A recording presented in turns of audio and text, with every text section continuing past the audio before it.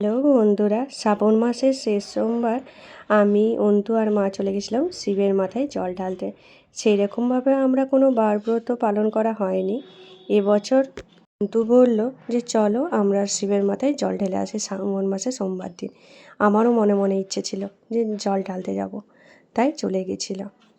গিয়ে পুজো দিলাম, তারপর তিলক পরিয়ে দিয়েছিল, দারুণ লাগছিল, মনে একটা আলাদাই শান্তি ছিল। তারপর আসার সময় কালী মন্দিরে মাকে প্রণাম করে আমরা বাড়ির দিকে চলে এসেছিলাম। সত্যি কথা বলতে বাবার মাথায় জল ঢালার পর একটা আলাদাই মনে শান্তি হচ্ছিল। অনেকে আবার সবুজ চুড়ি, হাতে নেল পালিশ, মেহেন্দি অনেক কিছুই করছিল। আচ্ছা, এগুলো কি চলে? আমি ঠিক জানি না। যারা যারা জানো তারা নিচে কমেন্ট করে জানো তো, এটা কি ঠিক না ভুল। তারপর বাড়ি এসে দেখলাম জল আনার জন্য একটা দল যাচ্ছিলো।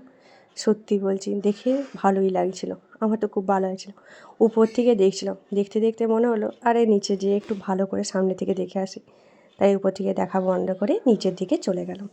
আর গিয়ে যখন দেখলাম আমাদের দেশের পতাকা ওড়াচ্ছে, তখন ভালোই লাগে।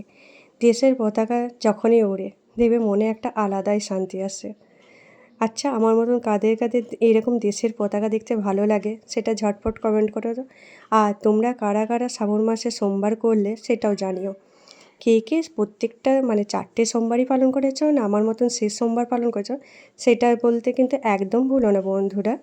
তারপর দেখো এখানে সবাই খুব মজা করে জল আনতে যাচ্ছিল।